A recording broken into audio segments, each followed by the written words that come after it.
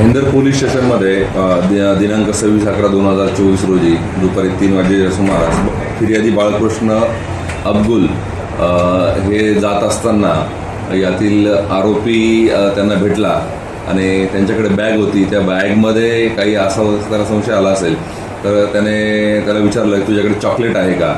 ती बॅग त्याने घेतली आणि ती फक्त चाचपून बघितली आणि ते फिर्यादीला न कळत त्यातले सोन्याची लगड होती 375 ग्रॅम ती काढून घेतली आणि त्याच्या साथीदारासह पळून गेला. त्यानुसार 376/24 प्रमाणे आपल्याकडे गुन्हा नोंद करण्यात आला.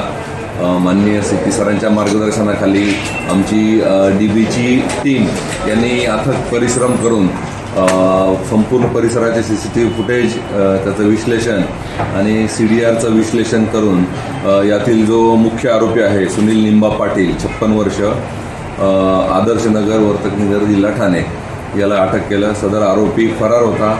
त्याचं मूळ गाव जे आहे बडगाव जिल्हा जळगाव या ठिकाणाहून त्याला अटक करण्यात आलेली आहे. त्याच्यासोबत त्याचा दुसरा साथीदार होता रामानंद छोटेलाल यादव.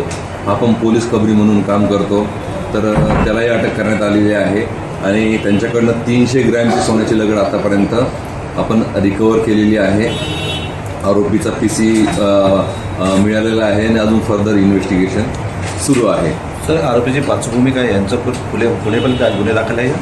आरोपीची पार्श्वभूमी, आरोपीला याच प्रकारचे गुन्हे करण्याची सवय आहे. त्याच्यावर जवळपास 5 गुन्हे दाखल आहे. 3 नवघर पोलीस स्टेशनला दाखल आहे आणि 2 ठाणे जिल्ह्यामध्ये दाखल आहे.